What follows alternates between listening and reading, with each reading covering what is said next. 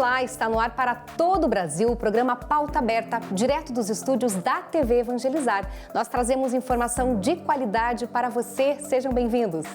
Segunda-feira, 17 de agosto, que bom estar mais uma vez na sua companhia. Você fica com a gente na próxima meia hora. Começamos o programa de hoje falando sobre a corrida de vários países em busca da vacina contra um novo coronavírus. Alguns, inclusive, já estão em fases bem avançadas de testagem.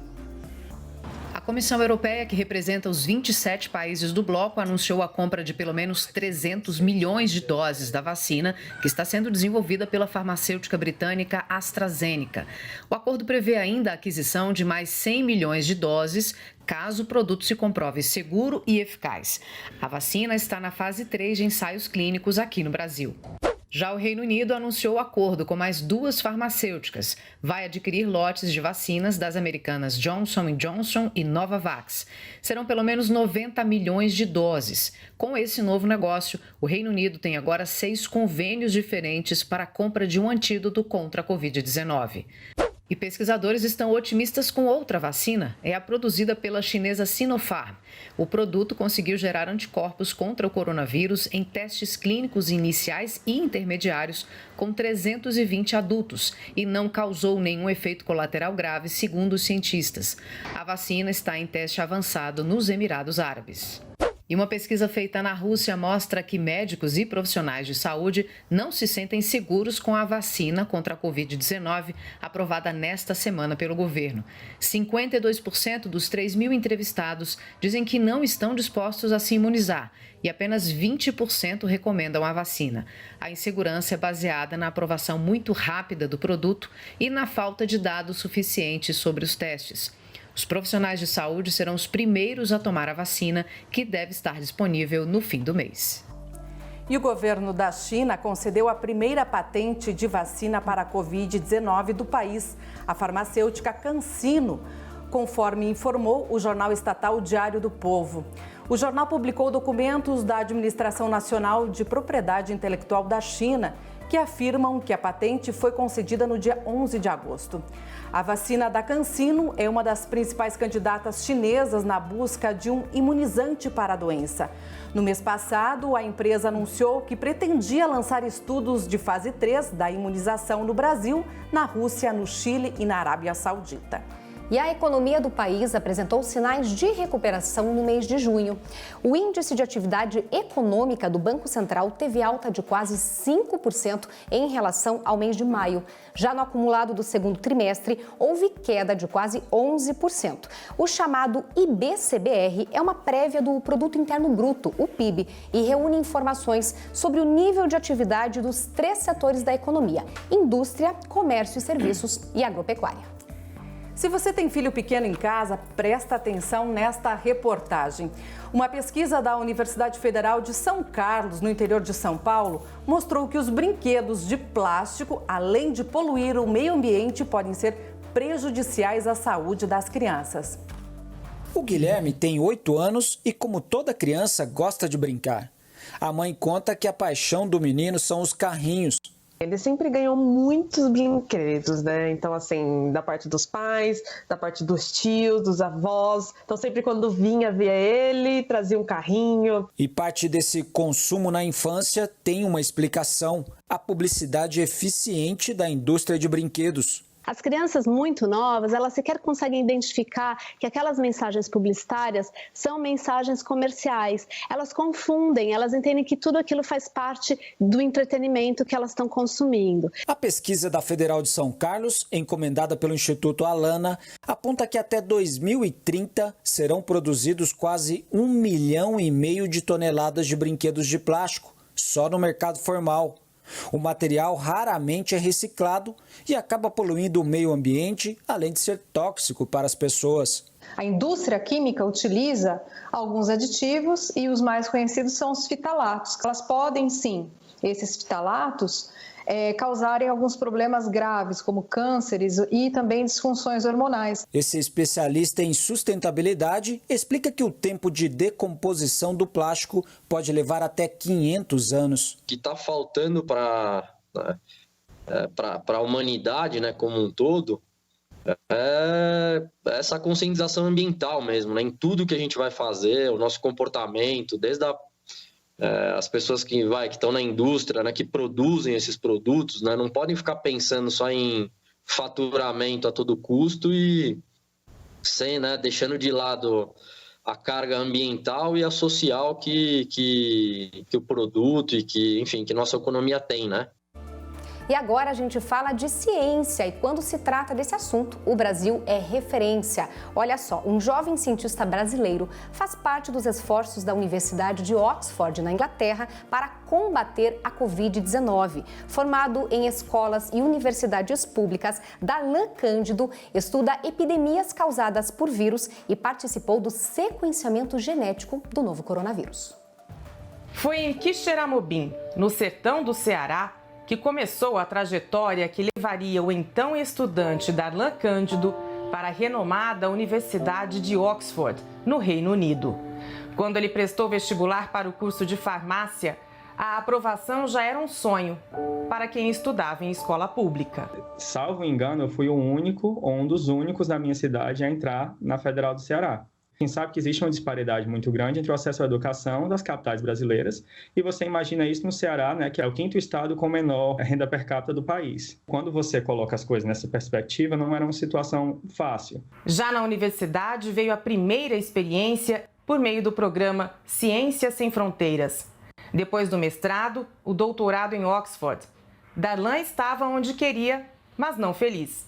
Decidiu trocar de orientador e de linha de pesquisa, o que acabou levando o brasileiro ao estudo dos vírus. Devido às nossas experiências com as epidemias no Brasil de Zika, de chikungunya, de febre amarela, aí é que a gente se insere dentro da epidemia de coronavírus e tenta ajudar um pouquinho com o que a gente aprendeu, né, nesses últimos 2 anos trabalhando com eles, nessa resposta que a gente está tentando dar no Brasil. Aos 28 anos, Darlan relembra os caminhos que percorreu e analisa que o sucesso é resultado de cada passo que deu nos estudos, mas também da ajuda de muitas pessoas. Eu não poderia numerar em 2 mãos a quantidade de pessoas que me ajudaram em fica na minha casa. Minha orientadora da graduação, quando eu fui fazer o mestrado em São Paulo, praticamente ela me deu o quarto dela no apartamento que ela alugava em São Paulo. Não poderia ficar lá sem pagar nada. Não é uma questão só de esforço, mas é uma questão também de ter a oportunidade. É isso que falta mais no Brasil. É a gente olhar para essas pessoas que são ditas marginais, que estão fora da sociedade em geral, da elite, e falar assim, não, tem um potencial muito grande aqui. Vamos investir nessa pessoa.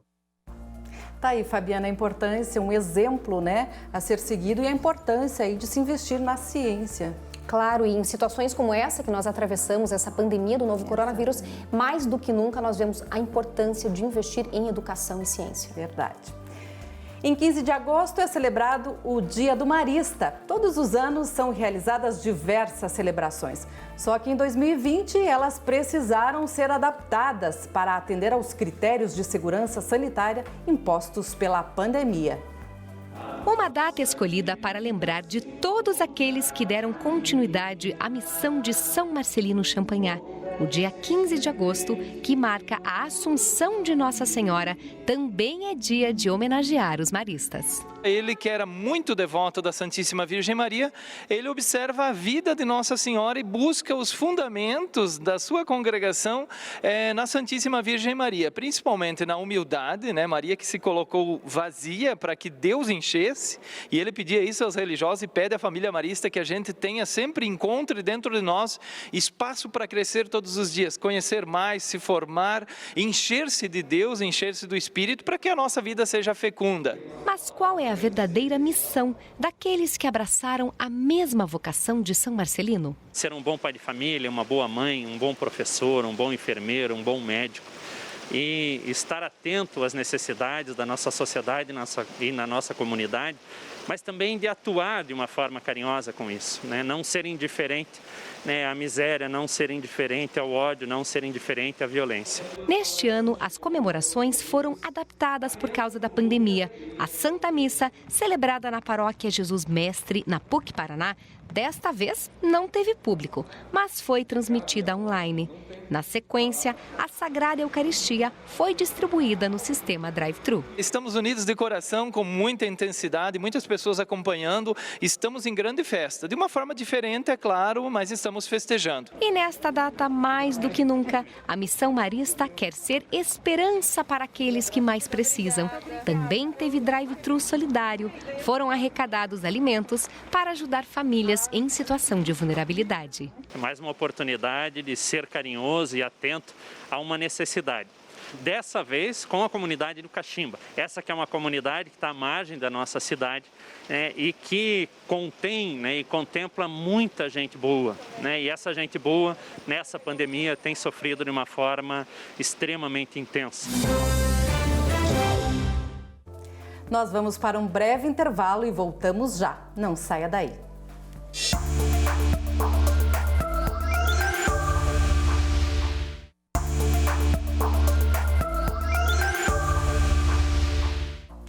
O diabetes é uma doença que afeta milhões de pessoas em todo o mundo e o pior, é silenciosa.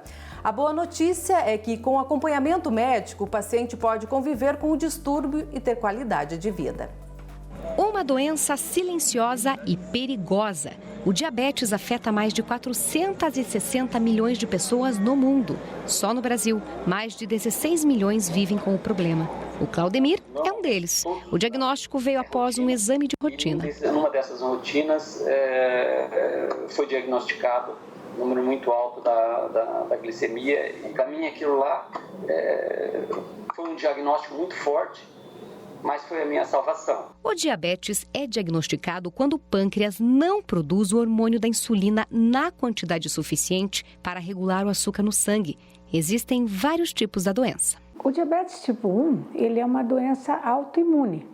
Então, são anticorpos que vão, normalmente alguém que teve já uma virose, faz aquele vírus, entra no pâncreas, faz uma alteração daquela célula beta e vai o teu anticorpo e não reconhece a célula beta.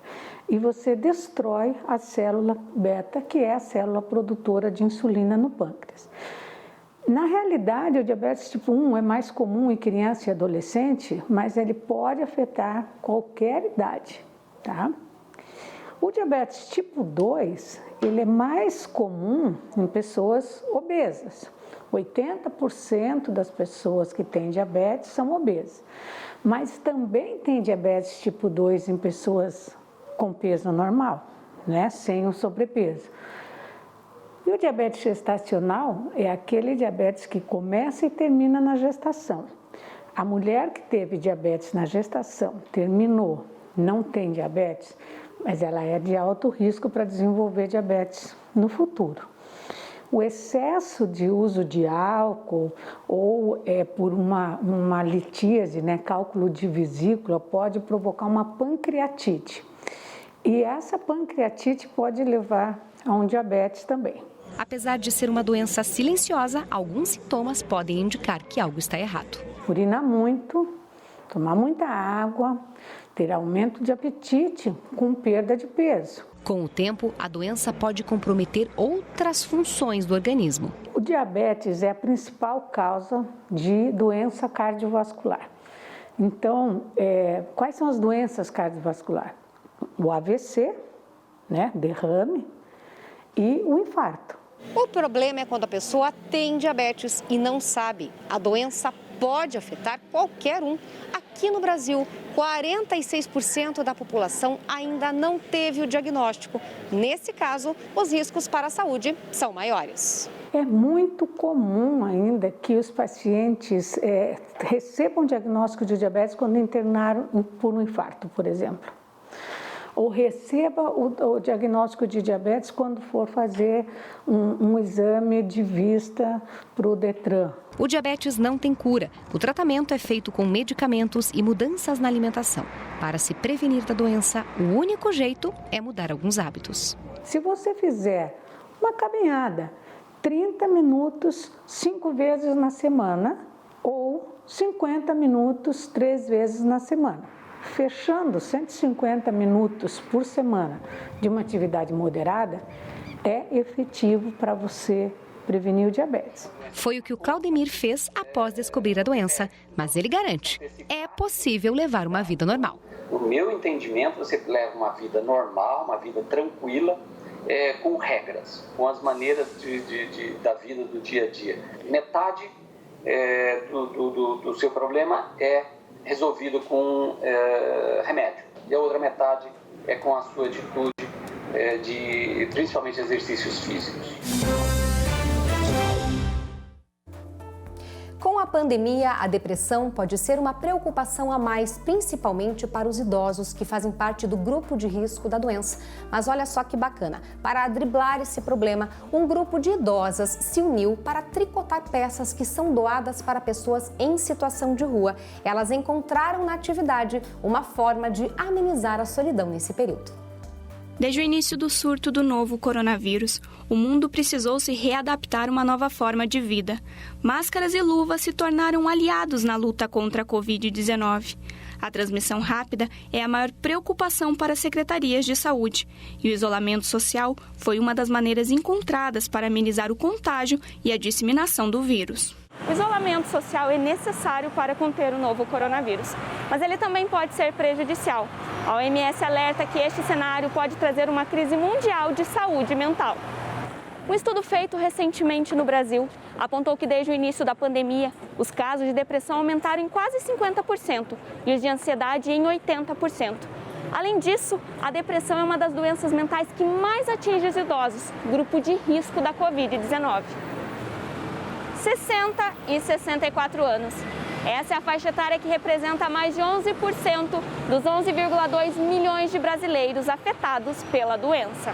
Falta de apetite, sono, assim, muito tempo dormindo, fadiga, o humor triste, o desânimo, muitas vezes um recolhimento até, então ela vai se fechando. Tudo isso são indicadores importantes para a gente prestar atenção. A psicóloga ainda alerta sobre os riscos de deixar os idosos sozinhos, principalmente neste momento de pandemia. É o fator ambiental. Mas o ambiente que eu estou falando é o ambiente das relações interpessoais, da relação com o outro. Qual outro? Um outro significativo com quem esse idoso tem um vínculo ou chegue a fazer um vínculo, porque podem ser tanto os familiares como um cuidador, como uma vizinha, alguém da comunidade, um amigo, né? Que esteja presente e que essa pessoa tenha com quem se relacionar. Ela reforça a importância de atividades em casa. A gente vai ter algumas atividades de artesanato, como tricô, como crochê.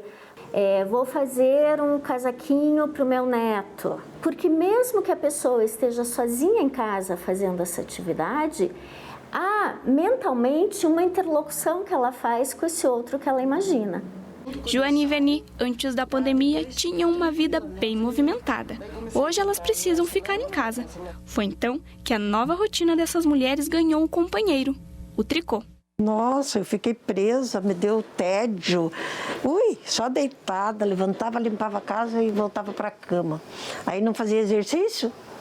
Aí eu fiquei injuriada. Quando apareceu o serviço, nossa, me animou. Agora eu levanto cedo, tomo banho e fico trabalhando até meio-dia. Daí faço almoço, a gente almoça, lavo a louça e fico. Estou assistindo televisão e estou fazendo. Eu faço pão, eu faço almoço, faço tudo em casa. Como eu terminei, eu bordei tudo que eu tinha para bordar, né? Aí eu comecei a fazer, daí comecei a juntar minhas lãs, com as lãs que eles me traziam. Além de ocupar o tempo, o tricô tem trazido uma nova forma dessas mulheres lidarem com a pandemia. Apoiadas pelo Centro de Atividades, que pertence à FAS do bairro Boqueirão, elas e mais 12 idosas estão fazendo toucas e cachecóis, que irão aquecer o inverno daqueles que mais precisam. Isso foi no grupo da yoga que eles fizeram, né? Daí a administradora perguntou se alguém gostaria de fazer cachecóis para os moradores de rua, coisa. Eu me prontifiquei.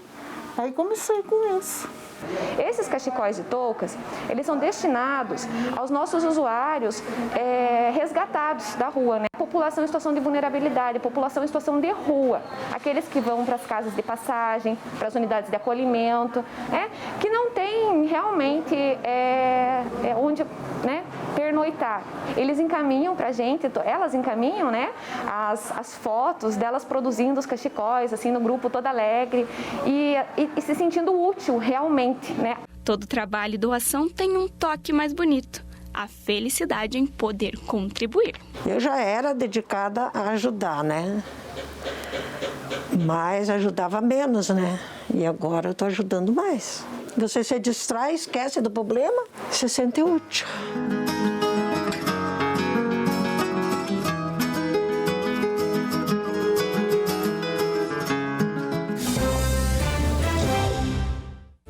Uma família de Cascavel, no oeste do Paraná, trabalha há 40 anos com a plantação e venda de alimentos orgânicos. Devido à pandemia, foi preciso se reinventar para atender a demanda de produção e continuar vendendo. Já são quase 4 décadas que a família Stachelski produz alimentos orgânicos em Cascavel, no oeste do Paraná. Os 16 mil metros quadrados da chácara Santa Luzia, que fica dentro da cidade, são tomados com a plantação de 16 tipos diferentes de legumes e verduras fresquinhas, além da produção de ovos e, mais recente, de carpas e tilápias neste açude da propriedade. Dona Osélia e seu marido fazem todo o trabalho, que começa bem cedo. Sempre com muito amor e dedicação, pensando na saúde de quem consome todas essas hortaliças, aqui os agrotóxicos passam longe. O que eu não quero para mim, não quero para os outros. E acho muito importante as pessoas procurar essas coisas para comer, né, o natural, né? Há 2 anos, o trabalho ganhou o reforço da filha do casal, Valdirene. Ela, que é educadora física, tem se dividido entre a formação acadêmica com as atividades da família. Isso no intuito de dar sequência nessa produção no futuro quando os pais quiserem desacelerar. Além dos clientes que compram no portão da chácara e que, por sinal, são muito bem atendidos pela Dona Olésia, a comercialização também era feita para alguns restaurantes em menor demanda. Mas com a pandemia do novo coronavírus, os estabelecimentos ficaram fechados. Aí o jeito foi se reinventar, tanto no trabalho quanto na alimentação, já que o momento foi de transformação na vida de muita gente. Então a gente formata um kit de escolha do cliente e entrega na casa semanalmente para ele poder ter acesso, né? Até porque muitas pessoas ainda não estão saindo de casa, estão evitando. Então isso veio com a ideia com o acontecer da pandemia. Até as marmitas, que eram de embalagens de plástico, aos poucos foram substituídas por vasilhas fixas, colaborando cada vez mais com o meio ambiente. Aí fica assim, tudo bem separadinho, saudável e sustentável. Isso tem sido um grande incentivo para que cada vez mais pessoas invistam em novos hábitos. Que as pessoas que não tinham uma alimentação saudável hoje estão buscando uma alternativa não só de comer legumes, verduras, mas de comer com qualidade. E no que depender da matriarca da família, a vontade de fazer o bem à saúde das pessoas por meio do trabalho está bem longe de chegar ao fim. Eu poderia até ficar bem tranquila se eu quisesse, né? A gente é aposentado e tal, né? Mas eu não consigo viver sem trabalhar assim. Eu amo isso aqui, é a minha vida.